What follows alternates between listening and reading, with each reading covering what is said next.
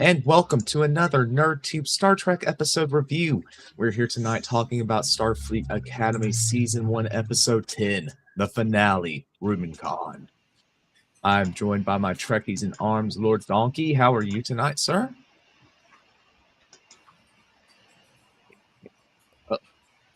Don't think you can hear Donkey? me. I can't hear anybody. Uh-oh. I While he gets that figured out, we'll say hello to Zam. How are you? am here and Hang fashionably on. late. Thank you very much. Well, we're glad to have you. Thanks for rushing home. And Thank you. last but not least is Cousin Cheeto. How are you, boss? Hanging in. Glad to hear it. Donkey, can you hear us yet or no? No. So let's do some Plan overall B. impressions while Donkey's getting situated. Zam, what are your thoughts on this episode? Okay, I liked this episode, and at the same time, I didn't like this episode. It was some of the direction they went with this episode. It was not necessarily my cup of tea. I was hoping, like the whole courtroom drama thing was not necessarily as good as it should have been. It dragged. It did drag, and there should have been. I felt like there should have been a lot more tension. You got all these bombs circulating the galaxy, and I feel dealing with that, and that there should have been more emphasized on that. The clock running down, and our cadets having to basically learn on the job, literally. And being the people that save the day. Love seeing Jet Runner in charge. Yeah. Love seeing that. She needs to get a promotion come season 2. She's earned it. There's more to her than just being a mild mannered engineer. She's a leader. And that was one of the things that I appreciated. But yeah, I like what's his name? The bad guy. What's his name again? Newsbraka. Yeah, like I just didn't feel he was utilized as well as he should have been as well. Not like in the previous episode, no. In the sense that he's a terrible person, and yet somehow he's trying to justify himself. And I just anyway. But I'll talk more as we go along. Okay. Cheeto, what are your overall impressions of this one? I actually really like this episode. Besides the galaxy-wide stakes, that is a bit ridiculous. I did like a lot of the character work in this episode. I did like a lot of the twists and turns that we took to get where we were. I did like the fact that, they kind of had to fake their death, and then they had to, like just limp along until they found, where the ground zero was with Newsbraka. Like I think the episode, for me, I thought the episode was done really well, and I think the courtroom drama stuff was actually done really well as well. I did not. Okay. What'd I miss? Can you hear us? I can hear you. Excellent. I was just getting overall impressions from the boys, so you're up now.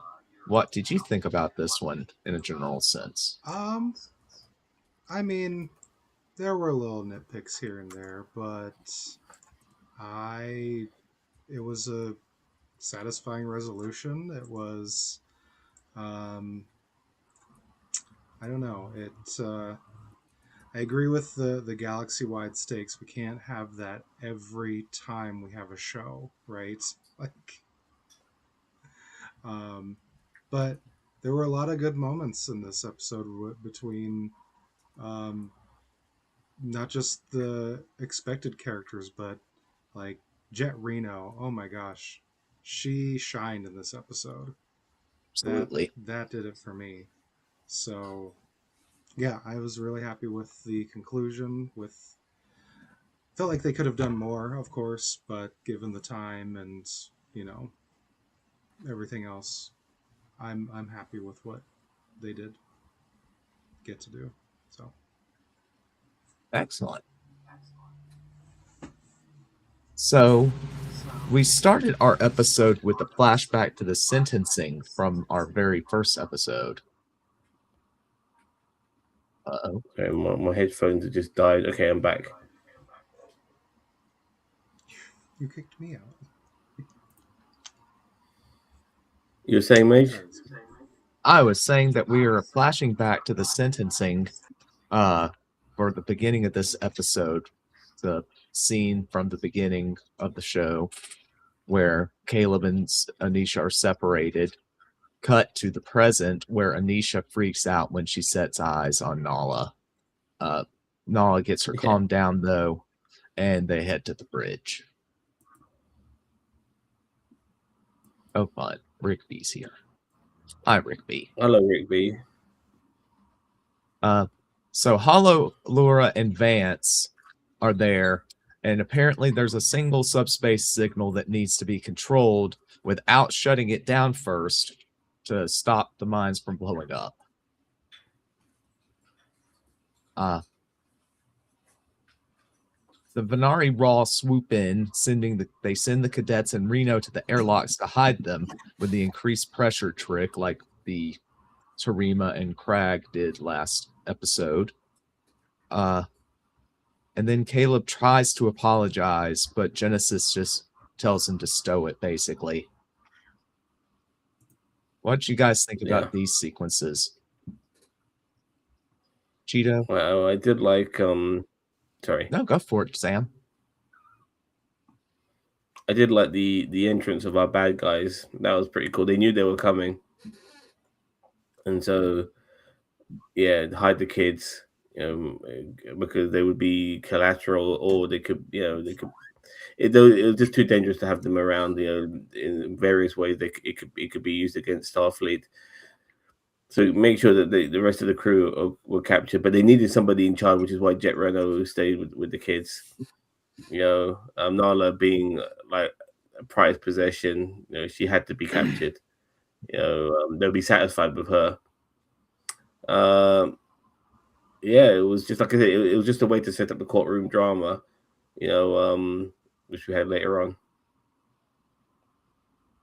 Yeah, when after Braca and his goons beam aboard, he's very surprised at Anisha, and he monologues before ultimately, like you said, taking Nala and Anisha both. But before she goes, she covertly signals to Reno to run training mission Hermes 19. And they put the doctor's mobile transmitter, which was glad to see that acknowledged, into the console of the ship. And actually, I'm glad you brought that up. I just thought at this particular period in time that with the advancements of technology, that holograms were no longer requiring the need of a holo transmitter, which is why we never saw the Doctor have one initially, because we didn't think he needed one, because his holo matrix or whatever means that they're just able to create holograms without being in the holodeck. They can just walk around freely wherever. We see that with Sam. But where would they be generated from? You know what I mean? Like what? Yeah. I know. You make a good point. I never thought of that. You make look at Sam though. She's also a hologram, and does she have a holo emitter? I don't know. Not that I know of. They haven't addressed it. It would be good if they did. Yeah, Donkey. Donkey. Just so you know, I have to mute you when you're not talking because, or when someone else is talking, because there's an echo. Like when we talk, you need to put headphones on. Oh, okay. Yeah, I don't have a way to put you in my ear, is why. It's so weird because it was working just fine before we started. Yeah, I'll lower the audio. You'll just have to read our lips, So if we can get you on learning that like ASAP, that'd be nice. Yeah. Anyway, go ahead, Tim. Sorry. No, I mean, it was good to see the holo emitter again to a degree, and you can see it's a bit worn out. It looks, old, but it's still working. Still working, and That was a clever little trick they did, making a holographic Athena. Is it Athena? Yes, it's the Athena. Yeah, And they do the yeah, holo a deploy. holographic Athena. Yeah, nice little trick. And also, I also knew that the moment he started talking gibberish, that It's gonna be they would have to try to figure out what. Yeah, they had to figure out what he was truly saying because I've seen that trick before. I just want to know how the doctor, and not trying to jump ahead. I just want to know, like, all of a sudden the doctor knew how to stabilize the omega molecule, like it just, like I don't know. Oh, he's been around for a millennium. Like, yeah, but he's a medical doctor. and I mean, and it doesn't sound like they figured out how to, they were still trying to figure out how to stabilize the molecule to make, to make it stable so that they can use it for energy. So You got to mute Donkey. Got to mute you, mate, until you talk. yeah, we can still hear ourselves. Sorry, man. All right. Holographic projected ship was stupid, Rick B says. Come on, man. If that was done in TNG era, you'd be shooting your fucking load. I mean, I'm ignoring it only because he's just he's trying to get his final licks in because it's the end of the season. We don't have Star Trek for a while, so he's just going to say everything is dumb and stupid and makes no sense and blah blah blah. We're talking science fiction here, Rick B. Don't take it too seriously, mate. I mean, how do you marginalize? That's why I'm like, I'm not giving it any credence. I'm sorry. Like, if he wants to talk, like, if he wants to talk about stuff, that's fine. But like, he's just like calling things stupid, and there's no good moment. Stop lying. You're saying that I'm lying? Like, no, fuck you, man. Like, you don't get to tell me whether I liked a moment or not. I'm sorry. Like that. If you didn't like it, that's fine. I don't tell you what to like and what you don't like. But Sam's right.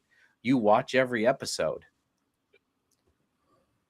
Yeah. So he's the sort of guy who like you get a whip and hit himself with it. Yeah, like it's fine. Like if you don't like it, fine. If you want to be here and talk crap about it, that's fine also. But don't tell me, don't tell me to stop lying that there were no good moments.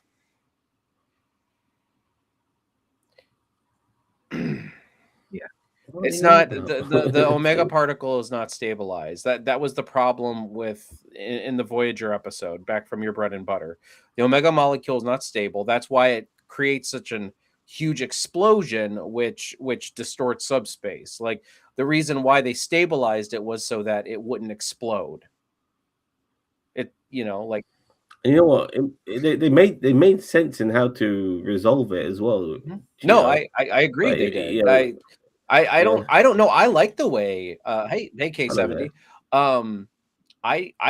I thought it was a great way to resolve the issue because I mean I just thought that there was going to be a MacGuffin that they had to get it and they had to stop News Braca from hitting the button. No, they solved the problem.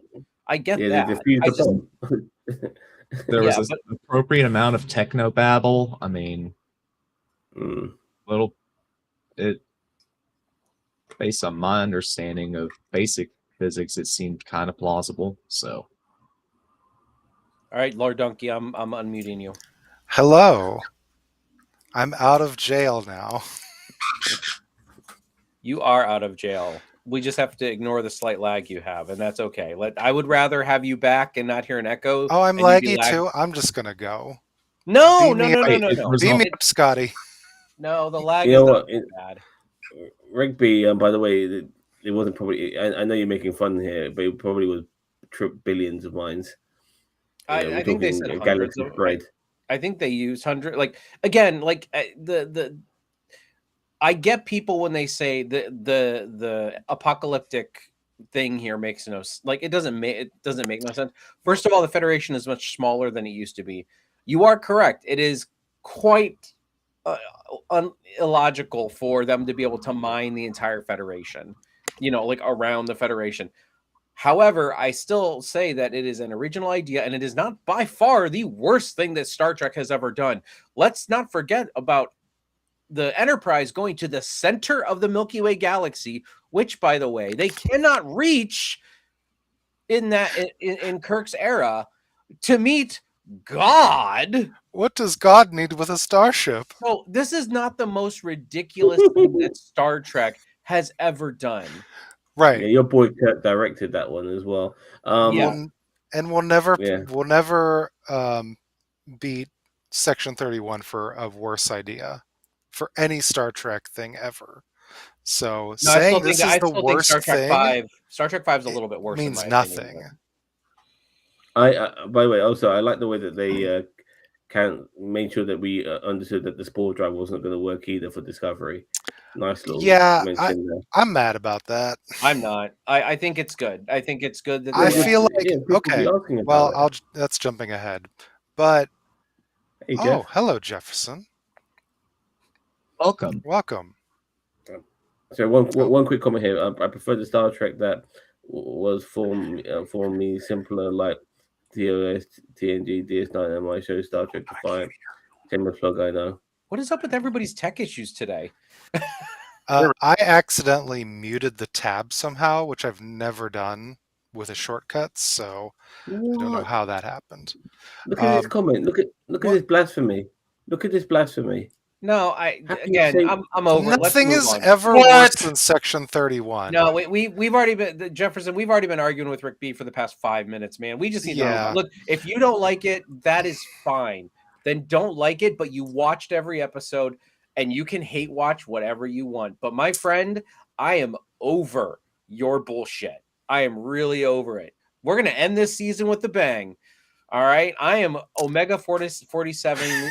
Your comments, because he likes to get a reaction out of us, and I'm just like, I'm trying so hard, but I'm just like, earlier when he told me that I'm lying because I thought there were good moments, that's what sent me over the edge. Nobody tells me how I feel. Nobody. That is ridiculous, right? Because it was a good season. It was a good show. I mean, it had a lot more pluses. It really didn't have like negatives. It had a lot of pluses. Some pluses were better than other pluses, but it was like very steady good. This was not Strange New World Season 3. And that's Lord Donkey saying that.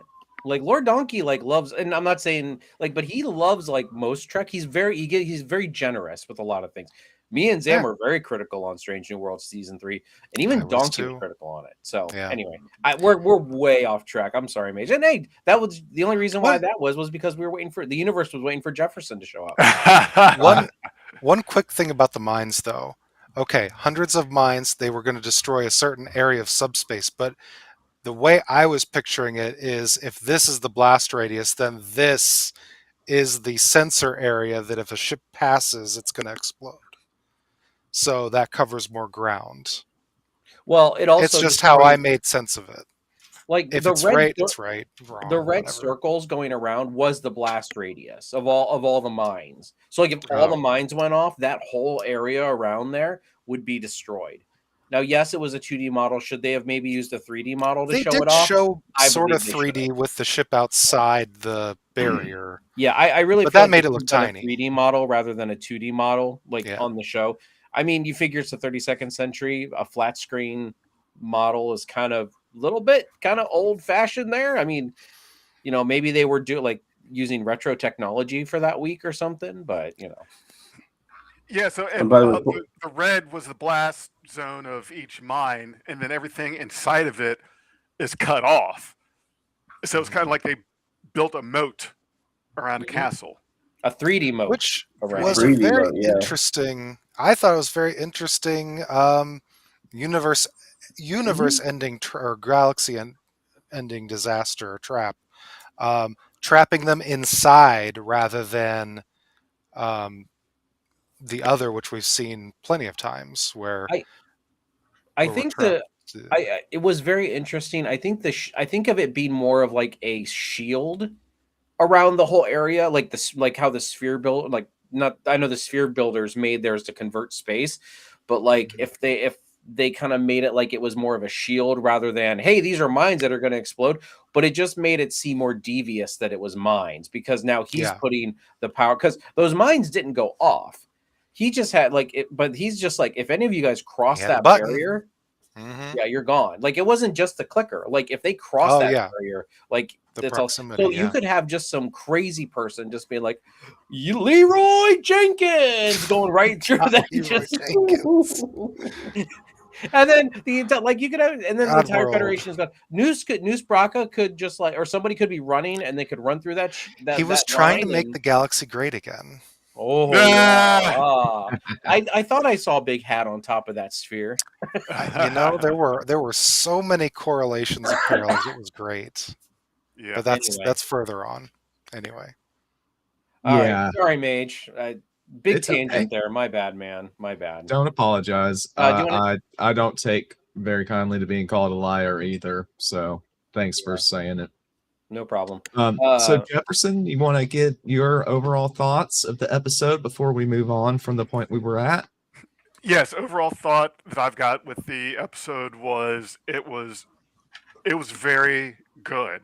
There's a lot of you know me, I like the little things, which I think that Starfleet Academy really did well with pretty consistently all season. I mean, there were a couple episodes where it was like, yeah, it's a shame I didn't feel like it had the small things, some of the extra touches that some other episodes had, but this did really well with some of the small stuff that really, even though it might be contemporary to us, like, okay, I don't care, it's fine, it's great. Star Trek do that stuff.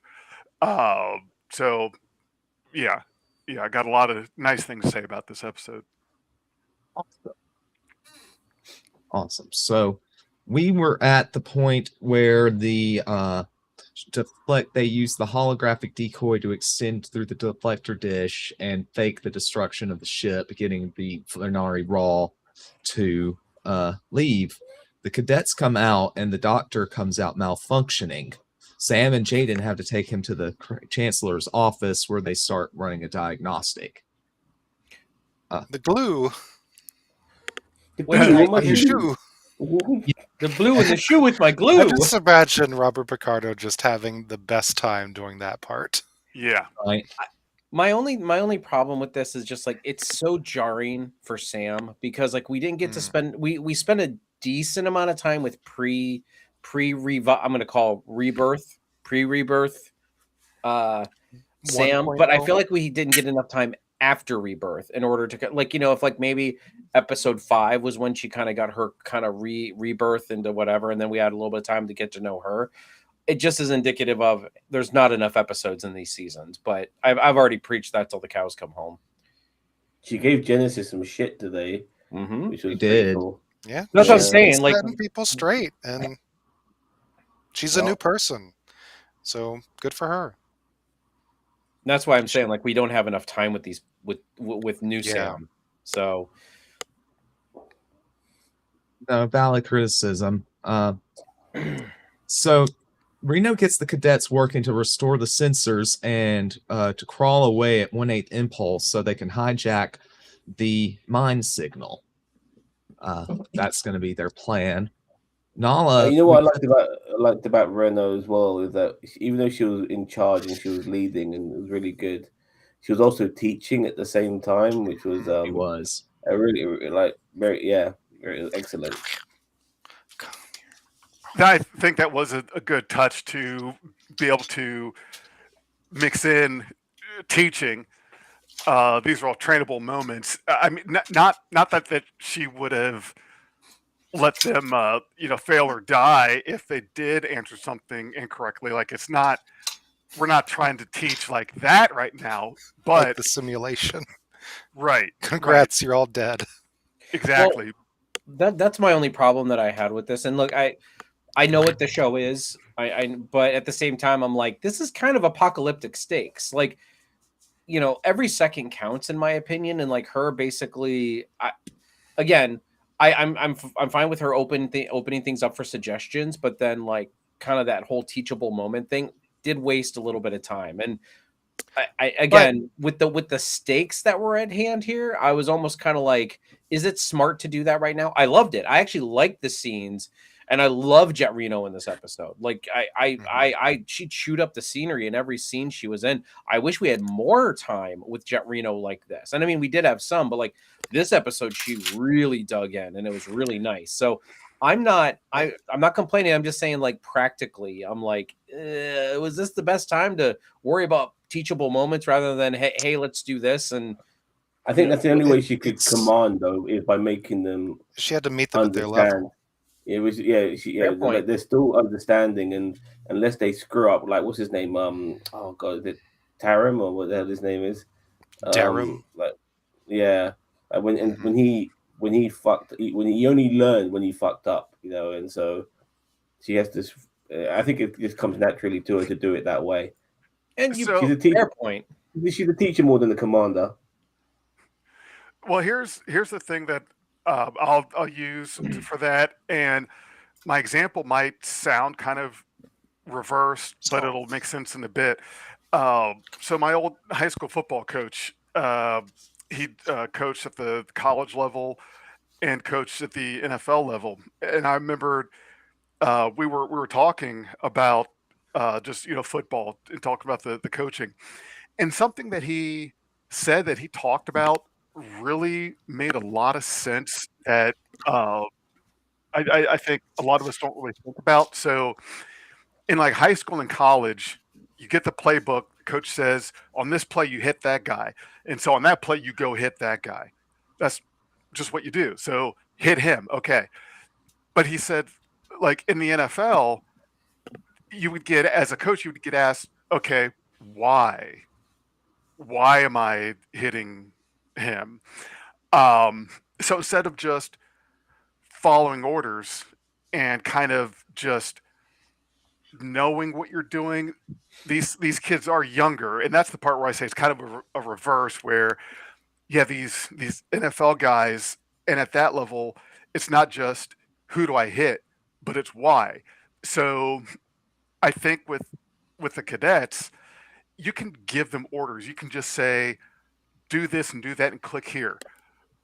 But because they don't have all of that experience, they may need the context of why am I doing this? Because if you don't know why you're doing it and what you were told to do doesn't go correctly, well, you don't know what you're doing. You're just, someone told you press up, down, left, right, BA, start. And you just do that and expect it to work. But then if it doesn't, you don't know why you're doing it in the first place to figure out unlocking in Mortal Kombat what you're doing. That's the Konami code from Contra. No, that's Contra. Contra code. Old Nintendo game, Contra. Mm-hmm. Yeah. So I think that was probably a big part of it, was realizing that in a situation like that with these young kids, you can't just tell them what to do. They have to understand why they're doing it, because that's how you troubleshoot on the fly. That's how I took it. That's how I took the whole thing. Going on with that, Caleb, specifically, Caleb figured it out on his own when she put the question right back at him. He figured it out and he just ran with it. Mm-hmm. I have a more important question. First off, Jefferson, you are a nerd in sheep's clothing because you were a football player. How dare you, sir? How dare he sport ball? How dare you sport ball and be in our presence? Yeah. It's so big surprise. I was an offensive lineman at Corrigan High School. I went to Corrigan High School, and then I played at Ohio State for a couple of years. Ohio State Buckeyes on the O-line. But so I played football.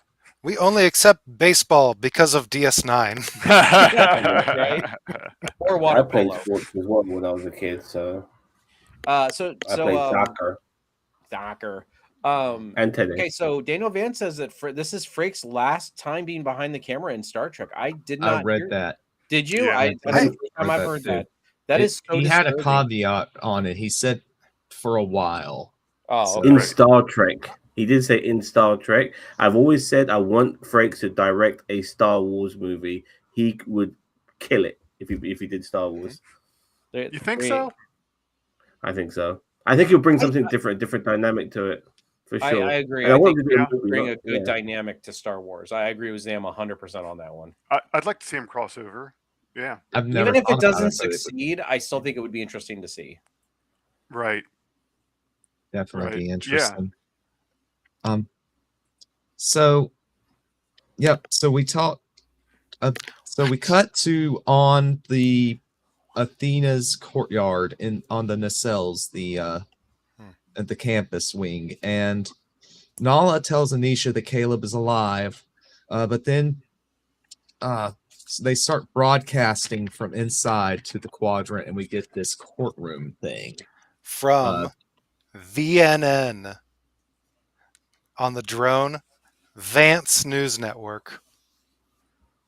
That's what I saw. I mean, it's all true if it's the Vance News Network. I mean, Daniel Vance is never wrong. The Vance News Network. That's Yep. great. That's great. That was one of the things I alluded to earlier, in that this is a first for Star Trek like this. Like the kind of parallels that were being drawn with Starfleet kind of being on a hot trial for their expansionism and imperialism, which they dress it up as a nice thing or a good thing. But when you really think about it, there's a lot of parallels between, I think more than we want to admit, between Starfleet and in the US. We do stick our nose in a lot. We do encroach in a lot. Starfleet kind of does the same thing too. I mean, sure, they're nicer about it, but when you really get down to it, there are a lot of people, a lot of species over the years that have really had some beef with Starfleet. And at some point, you have to ask yourself, you have to be able to, if you're Starfleet, look at yourself and say, okay, maybe we're the problem. Because you had what was left of the Borg and a faction of the Changelings team up against you to try to fold up Starfleet, because of what Starfleet did to the Borg and what they did to the Changelings in the Dominion War. You've got this, and I know there's lots of other examples. So at some point, I think that Starfleet being on trial was due. So I just want to push back really quick about the changelings and stuff like that. Like the Borg were just bitter because the universe rejected their idea of perfection. The changelings were bitter because yes, Section 31 experimented on them. Now, if you want to hold Section 31, I kind of have this but like I kind of have this thing where it's just like Starfleet is very the Federation is very unrealistic. You want to know why? Because it seems perfect. It is very unrealistic. Right. Like even Ake said, "Oh, no Federation ship has ever fired on a civilian before." And it's like, yeah, but then Cisco kind of like bioweaponed the whole planet. But anyway, things happen. You betrayed your uniform. Yeah, but so my thing is like, so in the scope of this universe, the Federation is perfect, and they make it that way. Now, when you kind of, I'm just kind of talking about the points you were making about the changelings. Like those changelings were just bitter about being experimented on. They blame the Federation, but like it was really Section 31, which yes is a part of the Federation, but at the same time, like they're blaming like a piece. Like it's like us taking someone's hand to trial for shooting a gun and not the person. You know what I mean? Like, but by the way, not just Cisco. Starfleet. Sorry. Also in Star Trek Insurrection, what they did there as well, that was a bit fucked up. Right. Starfleet was like, hard to explain it, but you've seen the film, you know what I mean. No, the Borg specifically had a problem with Starfleet because Janeway fucked him up before hiding inside a sphere to go through that transwarp conduit. So that was a root cause for some of the beef there. I think the Queen like said that specifically. She brought that up. And the thing with Section 31 though is they didn't do that in a vacuum. It had to be approved by somebody along the way. Somebody knew about it. It was not rogue Section 31. The whole Federation is accountable for Section 31. Oh, by the way, Jeffrey, I'm glad you mentioned Voyager, because in that episode of Voyager where they came across the other Starfleet vessel in the Delta Quadrant, they were like, juicing these aliens for fucking warp drive or whatever. You know, so like, that's right. It was the Equinox, the USS Chevy Equinox. But look, hey, at least it wasn't the Mitsubishi. No, we are mentioning a handful of terrible incidents that over 1,000 years you might not even remember that they happened, or they are just so minimal that you just don't even know about it. Well, I mean, it's probably just in history books that nobody looks up anymore. You know what I mean? Like, you know, like we do we actually recall the specific atrocities of, you know, things in the Renaissance era? No, you know what I mean? Like, you know, to some degree. But again, as I was saying, just with the Federation and like, you know, that's like holding all of us Americans here responsible for what the current regime is doing in other countries. You know what I mean? Like, you know, we are not like, you know, we aren't responsible. Like, are we a part of the country? Yes, but are we responsible? So, but the Borg wanted to just like take everybody. Like, they didn't just hold the people accountable who were accountable. You know what I mean? They wanted everybody. So again, I'm not saying they had no right to be bitter, but at the same time, they were kind of going about it the wrong way. So long story long. Anyway, we can move on. I think we're on the same page for the most part, just a little bit of a different. The only thing I kind of agree with Rick B with, I wouldn't say it never made no sense, but it wasn't necessarily the direction I would like to have gone with the episode. I mean, it dragged a little bit for me. It was showmanship and staging, just like Q putting Picard on trial. Like, I think it was more political theater is what it was. You know what I mean? That's how I took it was a kangaroo court. It was a kangaroo court. That's how I took the whole thing. Like, I didn't think it was an actual trial. Like, this was not a courtroom episode, but like it was a kangaroo court. It was a courtroom drama-ish type thing. It's like if you know, it's like the one episode of Batman when Batman's like locked in Arkham Asylum and like all the villains are putting Batman on trial in Arkham Asylum. That's the exact feeling I got from this episode. Although we only had like two or three people that were actually there, like, whereas you had all the villains in that episode. But again, I'm just tangenting, but that's how I saw this episode going, and that's how I kind of took it. It's just that when Nala gave Caleb's mum a hug, you know, like, she was in on it. Like, yeah, we need to get the fuck out of here. And so when she got kind of emotionally carried away with the courtroom thing, you know, and actually said that Nala was guilty, I was like, okay, come on, do you want to escape from this hellhole or not? No, I think she's just that. Yeah. I think she was just that bitter. And I mean, we're kind of going off the rails here, but I just think she was that bitter against Ake. Like, I think she wanted her to burn no matter what happened to her. Yeah. Yeah. And I kind of wish that all the speeches between Caleb and no, the sentence was already done before Caleb came in. But you know what I mean? Like, I kind of wish the Caleb thing happened before the sentencing so that she would have kind of changed, like, she would have changed her mind. And then when Noose Braca basically made or gave her the verdict, she would have said not guilty. You know what I mean? Like, that would have been a good Trek moment where it was like, you know, her son, Ake, like, all of those things were kind of just like the altruism there was kind of shining through. And she finally saw, like, again, is she going to completely trust the Federation? Is she completely going to trust her like Ake? Probably not. Yeah. However, she will, you know, but she sees the bigger picture. Like, that'll be the first time that Caleb's mom sees the bigger picture.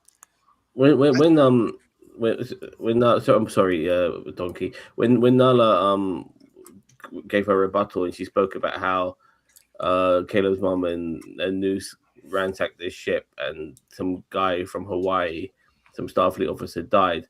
Was that Nala's son? Was she know. talking about her son? I thought that Okay, I was was Caleb's father. I was wondering what didn't- the hell was going on. I took it as it was somebody that wasn't supposed to be a named person. It was just that it was,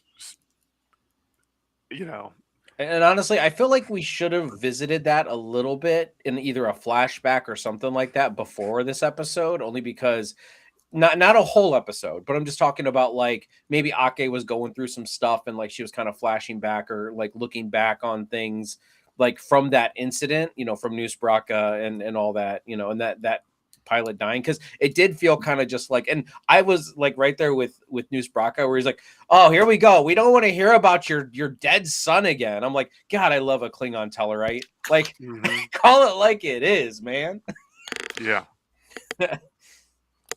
And then she went that way, and I'm like, oh, I don't even know who this guy is. I know who they were talking about, but I was like, anyway. Why was everyone upset because Kayla's mom got sent to prison? She was a criminal. Why was Holly Hunter feeling guilty? She was a judge. Right, because the law is always fair and balanced. Yeah, and she was under duress as well. Like she was being forced by somebody who's really powerful and dangerous to do terrible things, for the sake of her son not being killed and shit like that. So. Not for one moment did Ake say that she wouldn't have done it, like she wouldn't have done it, like, I mean, Caleb's mom killed somebody, right? Or was it I believe so. The person that Ake was talking about during that scene. Noose killed him, but they were together. They were accomplices, so yeah, they killed the person. I'm really sorry for interrupting you earlier, Donkey. Did you want to say something? Oh, well, it might still be jumping ahead, but when I think we've kind of lost track of that. Yeah, I'm giving up on what that. is her name? We keep saying Caleb's mom. Anisha Mir. Anisha Mir, when she says that Ake is guilty, but then Noose asks for the sentence, and she doesn't get to say anything. I thought that was going to be the point where she says to spare the Federation from the devastation, but sentence Ake for her crimes against her family. I honestly thought there would be a point where Noose was just going to shoot Ake. Like I was right. I'm like, oh my God, like though, just the way they were zooming in on her face and like, that I just was waiting for that blaster, like that distant sounding blaster fire. And then her eyes going really wide and then her falling over. I'm telling you, I was so convinced that they were going to kill her because of how expensive Holly Hunter is. I was like, I really feel like they're going to kill her. And Noose Braca's unhinged. He would do it. He would just like, he doesn't care if it's a kangaroo court. He's like the Joker. He just cap her and just be like, oh well. By the way, Paul Giamatti was in his element in this episode. I will give him that because he was Paul Giamatti. He's been playing lawyers for God knows how long in billions, and so doing this was a piece of cake for him. I am glad that spoiler, nobody died in this episode, because honestly, I'd love to see Noose Braca back. I love to see that Caleb at least got his happily ever after with his mom, at least, for the summer semester. I'm glad Caleb's mom wasn't like, well, if you're with the Federation, like I'm glad they didn't over dramatize it where they were like, well, if you're with the Federation, then I can't be with you, son. You have to choose between me. Like, I'm glad they didn't go that route, because I was thinking either Paul Giamatti and I'm going to Caleb's mom was going to die. Holly Hunter was going to die. But I think honestly, it all worked out like for the best. And honestly, I'm good with a happy ending. You know what I mean? Like, I think it was. I'm really as well. Rick, that was the gallery. The people watching hollowed in. Even they were twitching. Did you notice that, Cheeto? Yes, every single one. I'm like, the second Hollow, Vance and Laura glitched. I told Scarlett, I'm like, yep, Cheeto's gonna lose his shit. Yeah, I can't stand that. That's so stupid. They're all up in that gallery, all the people. It was giving me like Rocky Horror vibes when they're all the Transylvanians are up in the watching before Eddie came out.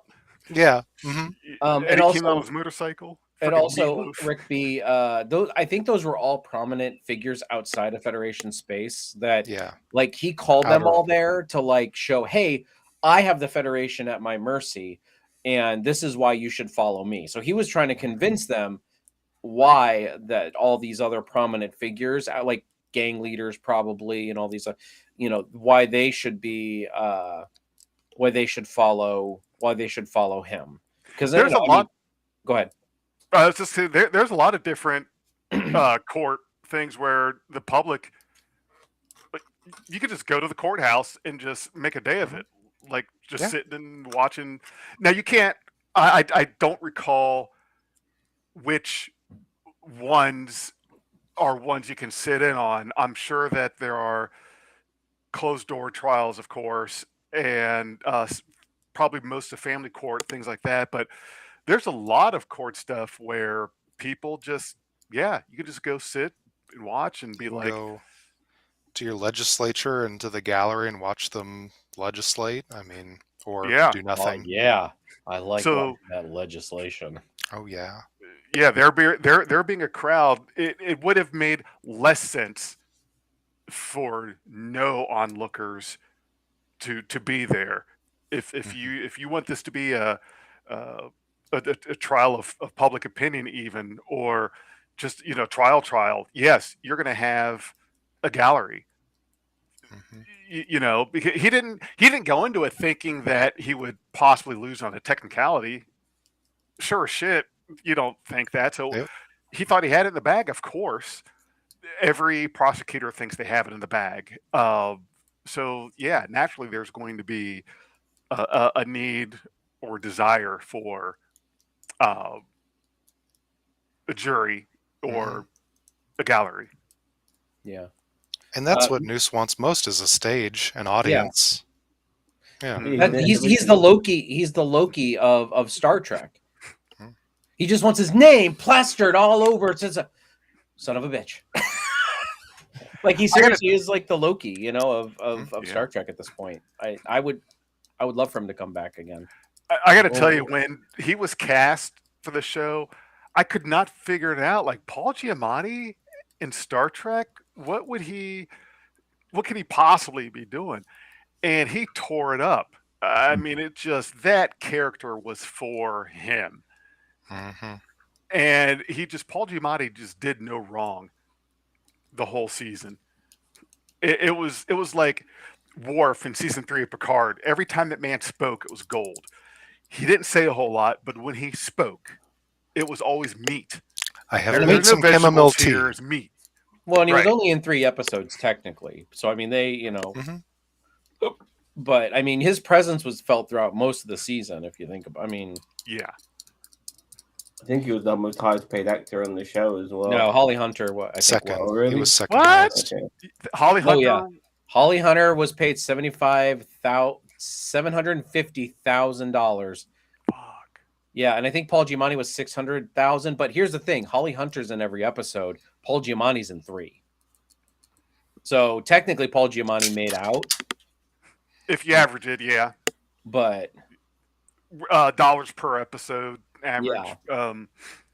Sure. But the Holly Hunter, they probably just were like, "Hey, Holly Hunter, you can do whatever you want. Like, you don't want to wear shoes on set? Go right on ahead. Don't wear shoes on set." And then it became a joke. Robert Picardo must have been. He was decently paid. Yeah, I was about to say there was a list out there of how, but yeah, he was decently paid. He was probably 4th or 5th highest. Yeah, he really made it too. He made this show the show. I mean, I'd make, like, look, if you're bringing me back as a legacy character, I'd make you pay for it. Oh, but by the way, Jefferson, have you seen Inner Space? Inner Space? Oh yeah, the cowboy. Yes. Oh, we have an American nerd. I'm proud to call friend. Thank you very much. My fellow NerdTube guys have not seen it yet. Which is crazy. It's a classic. But the cowboy. Yeah. Robert Picardo. Yep. Yeah. And you know what's funny? Speaking of Inner Space that had Dennis Quaid in it, my fiance and I just watched Enemy Mine. And who? Meg Ryan, who's the parent of Jack Quaid. Yeah. There you go. Yeah. So Martin Short as well. good old Martin Short. They need to find something for apart from Martin Short in Star Trek. I'd love to see him. You know what? Yeah, Only if he's he's got Steve Martin with him. Those two are a pair. They come as a pair. Yeah. Yes. That's a package deal right there. Mm-hmm. So, Mage, are there any other major notes that you have? I know we've kind of blown the whole. Like, you take notes and discussed just about everything that I have written down, except we didn't really talk a lot about Genesis and Sam being a little in contention and then making up. But I know that kind of just feels manufactured. Honest and truly, Yeah. like as I said. But the only reason why I feel like that's manufactured is because we didn't get enough time with New Sam and Genesis. You know what I mean? Like I feel like for the payoff to be in this episode, like if they were to wait to pay off next episode or not next season, I'd be okay with that. But like this just, I mean, we've literally had New Sam for what, 2.5 episodes at this point. Season 2. There's always another season. I know, but cram it in. But that's what I'm saying is like they kind of they could have let that plot point sit over the season break and then pick that back up next year. Yeah. But no, it kind of felt rushed, and then that's why I was just kind of like, eh. Well, I liked how the episode ended. By the way, with like you're right, the happy ending, everything feeling resolved, no unnecessary cliffhanger. Nice little package. That was pretty cool. Yeah, I liked it. And then all the photographs of all the actors when they were kids or young adults or whatever, brilliant, absolutely brilliant. I would actually... Everyone is younger except Tig Notaro. Yeah, right. Right. No, she looked great in the credits. Robert Picardo as well. Oh yeah. I did not even realize that was him. I'm like, is that like for some reason I had to go back and look. I'm like, wait, is that Robert Picardo? And I'm like, I went back and looked at the picture. Have you seen Total Recall with Arnold Schwarzenegger? Yeah. Yes. He was the taxi driver, the robotic taxi driver. Johnny Cab. In that film. With Johnny Cab. Yeah. Yeah, and so he looked when I saw that picture of him as a kid, he looked like Johnny Cab. Mm-hmm. Mm-hmm. Yeah. No, I don't really have anything else. If you guys want to, if Cheeto, you want to throw up the poll and we can, awesome, and we can do some final thoughts maybe in marks. Why don't we go anti-clockwise? Donkey, do you have any final thoughts before your mark? I don't know. I think we covered pretty much everything. Just the whole courtroom and the closure that the Caleb's mom and Ake gets, and then it's like they're back at the academy and Caleb has two moms now, the academy mom and his real mom, and they go off on their adventures, so that was nice. We had all those ships roar in at the end, and that was beautiful. Yeah, I'm glad you mentioned that. Was cool, but why was Discovery not the first ship that blips in and then everything else follows? What I want to know is if they're outside Federation space, how did they all get there so fast? Because warp travel... Maybe they were on the edge. They probably were primed and ready. Yeah, probably, but still, like I feel like... But come on. Everything happens like really fast in these 10-episode seasons. When you saw those ships warp, you go, yeah! Like, honestly, I'm not feeling the 32nd century ship. So I mean, I'm not loving them. My husband liked them. I guess he thought they looked cool. Some of them look cool, but I understand not having Discovery play a big part. So it can't get through the wall. Okay, but it's still. What's the flagship of the fleet at the moment? Is it? It feels like it's either the Athena or the Discovery, and Discovery should have at least made an appearance in that group of ships. Well, the flagship definitely wouldn't be the Athena, because it's whatever Vance is on. Well, no, yes, you're not wrong, Cheeto. That's the flag officer on a ship in a group of ships. If it was like a carrier strike group or something, but for example, the Enterprise D was the flagship of the Federation. Which And we they know, made that clear. That was brought up several times.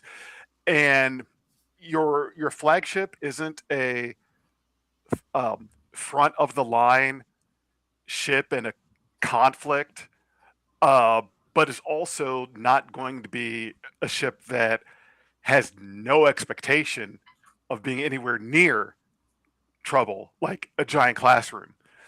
So if there's any ship that's the flagship, it would either be Discovery or Voyager J. Maybe I could. I don't know. I would love to do a highly Is there logical. an Enterprise, by the way? I would love to do a highly logical podcast where we talk about the flagships of the Federation, not the actual, but like why? Because I never agreed with the Enterprise being the flagship of the Federation. I think they just said that to make it more prestige. It made no sense for the Enterprise D to be the flagship of the Federation. It Why not? never made any sense. Why not? Because it was always off handling like explorational things. That's what the flagship does. It's the top of the line best ship in the fleet.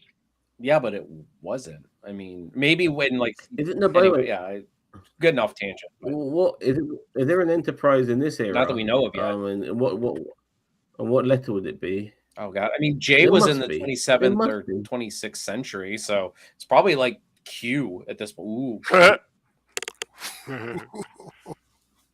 I am Captain Q of the USS Enterprise. Q.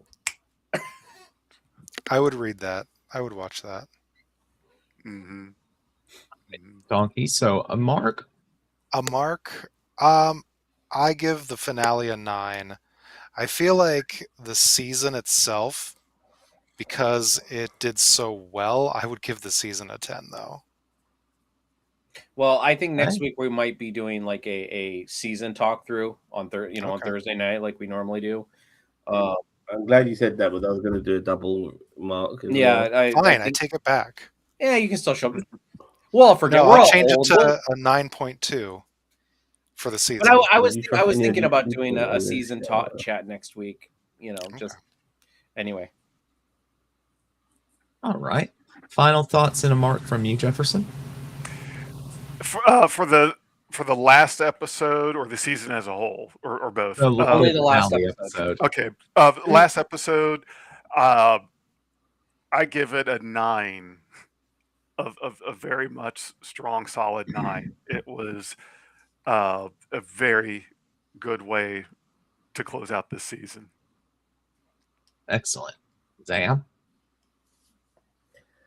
All right, I liked many parts of this episode, but I thought a significant part was that courtroom drama, which I just wasn't feeling. I really wasn't. It didn't work for me, and I always thought that they should have gone down a different route totally to make it feel a bit more dramatic that the bad guys are going to set this off and the good guys need to stop it and all of that sort of stuff. You know, maybe make it more of a chase as well. If anything, it was more of a sneak, you know, by the good guys. Like Jet Reno, I love the way that our cadets are coming to age so soon, you know, in this particular moment as well, which was really good. I really want to give it an 8. But I'm going to slap this episode on the wrist because that courtroom drama shit and I love courtroom drama and I like it in Star Trek as well, but as a finale, I mean, no, not as a finale. Like, you know, episodic dramas with courtroom in it, it can be really interesting. There's been some great ones in Star Trek, but I wouldn't put it for a finale. I would have it a bit more action packed. I felt it felt very dull and dragged in the middle. I guess a 7 out of 10 for me. Hey, Cheeto. So the other thing I'll push back again with Zam is, and again, if you didn't enjoy it, that's fine. But I think you're coming at it from the wrong angle. I really feel like it's political theater. It's not a courtroom drama at that point. I mean, Yeah, you know, fair if this was how like an episode of what's the episode in TNG with Data? Why am I Measure of a Man. Measure of a Man? Like, yeah, if this is how Measure of a Man went, then I'd agree with you because like it's not. You know, that's an actual court, but like this was political theater. This was Fox News at its best. Right. You know this what I wasn't mean? A Few Good Men. Yeah, akin yeah, to that's a the great Superman. comparison. Yeah, fair enough. You make a good argument. I'll give you But that. I mean, but if you felt it dragged, and again, I'm not telling you you're wrong or anything. Can't You know tell what? him how to feel, Cheeto. I can't You're tell right. him how to feel. He's This wrong. was I'm this, as bad as Rick B. this was Fox News, not A Few Good Men. So Yeah. that's So the only thing, and honestly, I was ready to give this episode a 10 out of 10, honest and truly, because I really enjoyed this episode, and it was a great season finale, and it was a great end off. The only thing that really pissed me off in this episode, and it is going to knock a point off, is when Genesis was sitting in the chair and she's like, "I have to pee." That was dumb. I'm surprised nobody. I wanted to see if anybody brought that up. I wrote it down, but we didn't It's get in to the it. notes, but Yeah, that part that right was- there, like if I have any major critique, anything that really pissed me off about this episode, the only thing, honestly, was that part where I'm like, and it's not even like it's not that I don't want. I mean, because Spock had his funny moment in the chair. He's like, "What's your thing?" And he's like, "I want to go fast now," or what? Like I want the ship I to would like go the now. ship to go. Like you can still do funny stuff like that, but like this was Right. that was really dumb, and it was really out of character, honestly, in my opinion. because it was her big moment, and they cheapened it for the character. Well, and Hey. not that I was expecting her to have her like, what's her, call. That or was whatever. her call. That was her thing. So every time she sits in a chair and wants to do something, she says, "I have to pee." When the ship needs to go to work, I need to pee. So yeah, that's the honestly, I was prepared to give this a 10 out of 10. I stewed over it a long time because that really stuck out to me, but it's got to be a 9. I'm sorry, like that moment really pissed me off in hindsight, and it really took me out of the episode because I was just like, they're literally trying to take the piss out of. Fantastic. 9 is a great. It is, but it could have been a 10, and that's what makes me mad. So anyway, I will still give it a 9. Hey, it's a solid 8 for me. I didn't care for. I see what they were doing with the kangaroo court, but it didn't work for me as well as it maybe worked for some of you other guys. I'm more akin to Zam's mind on it. But Thank you. Fair enough. No, even from your perspective, but yeah, you're right. It did make sense. It felt, like subconsciously, it did feel like a kangaroo court saying, and I get it, Fox News propaganda, all of that shit. It's still, like it just. But if you didn't go into it thinking of it that way, I can see your point where you're like, yeah, like what is this? Why this is a bit. No, come to think of it. I mean, I maybe didn't explain myself entirely, but what come to think of it, thinking back to me watching the episode, I already knew it was a kangaroo court. I knew he was he was being an exhibitionist and all of that, but it still just didn't work for me the way it should have. I feel they could have shaved those moments a little bit here and there, a few minutes here and there. Maybe streamlined it a little bit. I'm gonna concur. Okay. So, but still, good season finale. Pretty streaks of light. Pretty streaks of light. So, I want to thank everybody in chat. Rick B, Daniel Vance, K70. Thank you all for holding it down, being here. I want to thank my co-hosts Cheeto, Zam, Jefferson, and Lord Donkey. Tell us what we've got coming down the pipe on NerdTube, Zam, because there's lots of reasons that people should subscribe to the channel. Okay, I just went on a little bit of a run of reviewing stuff recently, and I've churned out a few films I've reviewed. I watched World Breaker. My reviews on YouTube already. There's a film called The War Machine. It's nothing to do with James Rhodes from Marvel, but nevertheless, it's That's a good one. on YouTube. Yeah. The Bluff, I do recommend that. If you like your pirate films, The Bluff is good, and it's not Pirates of the Caribbean, and it's got Carl Urban as the bad guy, and that's always worth a watch. And I've been watching. If you ever watch Yellowstone, which I did, the spin-off series currently is called Marshals, based on one of the characters from Yellowstone, where he becomes a U.S. Marshal. It's a bit more action-packed. Just reviewed the first episode last week. I'll be watching the second episode when I'm on the treadmill tomorrow, and I'll have the review for you on Friday for that as well.